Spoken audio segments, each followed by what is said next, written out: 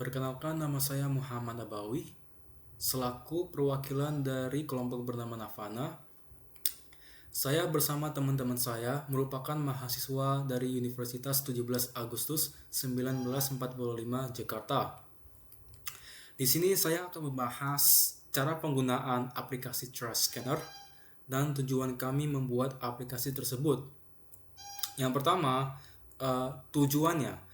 Tujuan kami membuat aplikasi Trash Scanner adalah mendorong kreasi solusi digital, menumbuhkan kesadaran lingkungan, mengembangkan keterampilan mahasiswa, memperkuat ekosistem desain.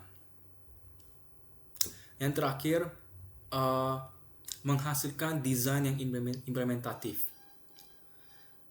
Selanjutnya, saya akan menjelaskan cara penggunaan aplikasi Trash Scanner tersebut.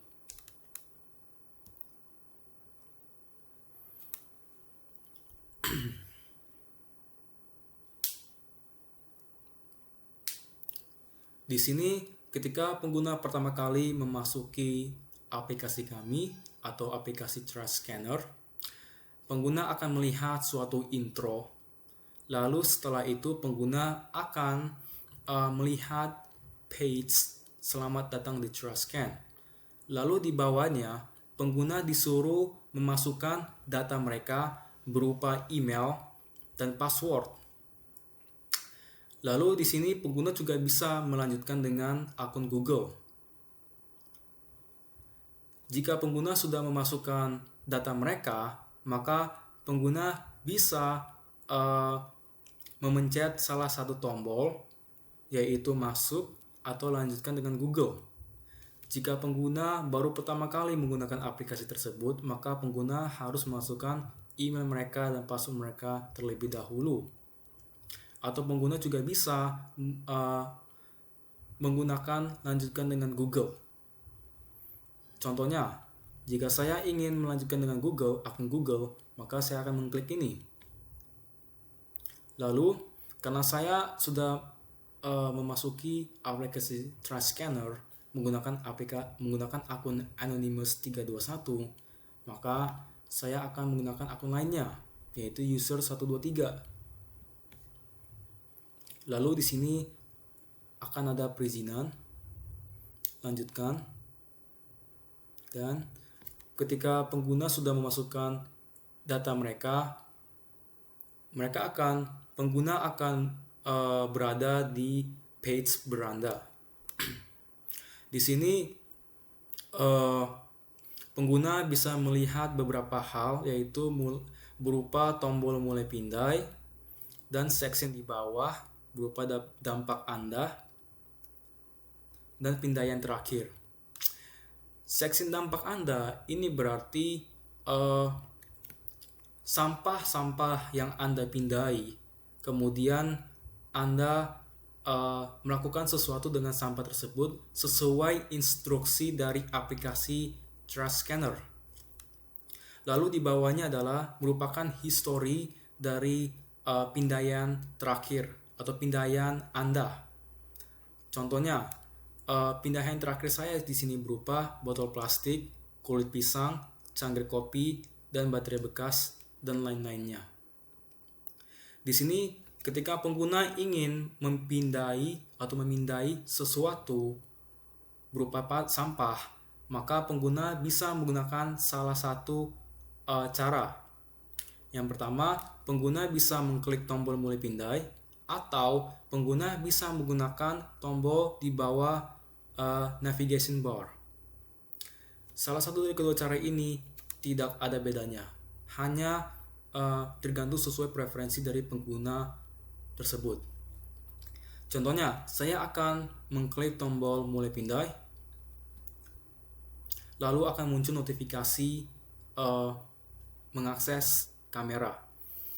Untuk HP Android akan muncul notifikasi seperti ini. Karena saya menggunakan model iPhone, maka notifikasi tersebut berupa seperti ini.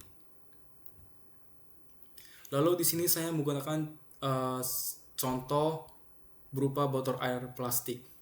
Saya akan men-scanning melalui tombol di bawah ini.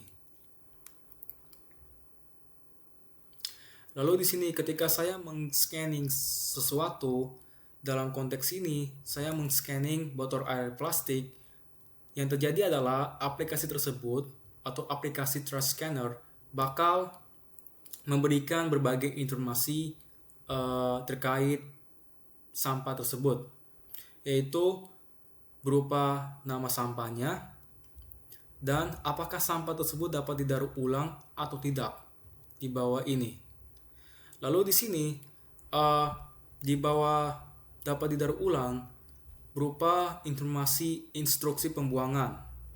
Karena saya menggunakan contoh botol air plastik, maka instruksi pembuangannya adalah kosongkan semua cairan dalam botol, bilas botol hingga bersih, masukkan ke tempat sampah daur ulang, dan sebagainya. Lalu di sini akan muncul informasi berupa dampak ekologis terkait botol air plastik. Lalu di sini ada rincian material dari botol air plastik tersebut. Dan di sini ada suatu informasi. Dan yang paling terakhir adalah laporkan kesalahan jika pengguna mengalami masalah terkait aplikasi ketika menggunakan aplikasi trash scanner, maka mereka bisa mengklik tombol ini. Lalu jika pengguna ingin keluar dari page tersebut, maka pengguna bisa memencet tombol di atas ini berupa simbol panah. Ketika pengguna sudah selesai men-scanning, maka pengguna bisa melihat riwayat pindaian mereka di tombol riwayat. Di sini ada judul riwayat pindai. Dan pengguna bisa mencari pindaian sebelumnya menggunakan search bar. Dan di bawah search bar, pengguna bisa melihat berbagai section, yaitu semua, daur ulang, kompos, TPA, dan limbah. Di sini jika pengguna ingin melihat sampah atau pindaian tertentu, maka pengguna bisa menggunakan section ini agar lebih mudah untuk mencari. Lalu di sini hasil pindaian saya sebelumnya, yaitu berupa botol air plastik, kulit pisang, cangkir kopi, dan baterai bekas. Lalu di sini pengguna bisa melihat pelajari lebih lanjut, yaitu berupa informasi apa itu plastik pad, cara membuat kompos di rumah, memahami simbol daur ulang, kontaminan umum dalam daur ulang.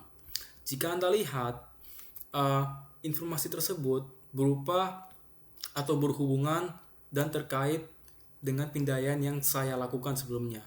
Jadi, informasi di pelajari lebih lanjut ini bisa tergantung apa yang Anda pindai, sampah apa yang Anda pindai, tergantung.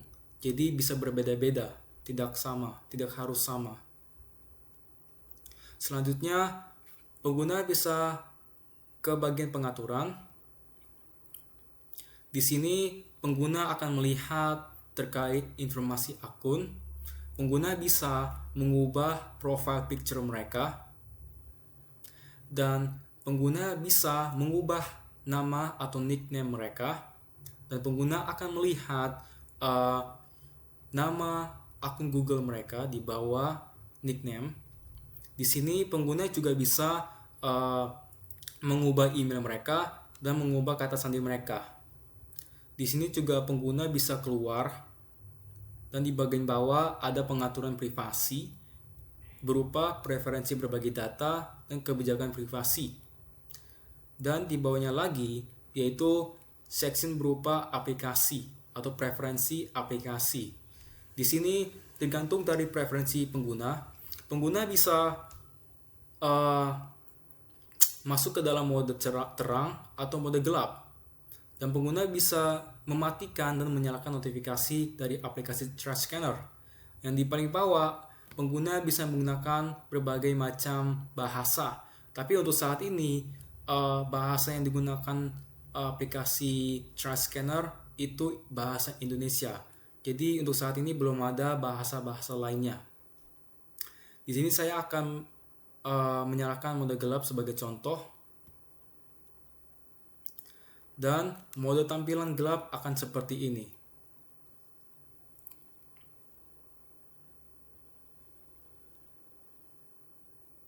Di mode gelap ini, bagian-bagian page akan digelapkan dan bagian-bagian teks akan diterangkan. Jadi berkebalikan.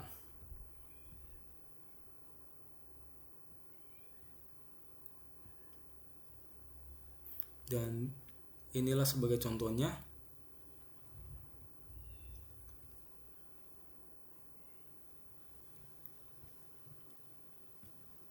Baik, seperti itu cara penggunaannya.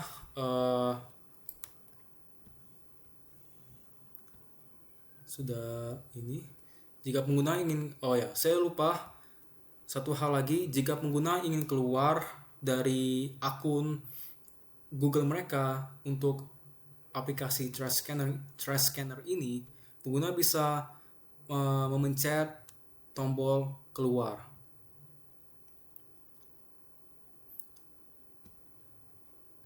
Dan pengguna akan kembali lagi ke page paling awal, yaitu di mana mereka harus memasuki data berupa email dan password. Jadi cukup di sini cara penggunaannya. Assalamualaikum warahmatullahi wabarakatuh.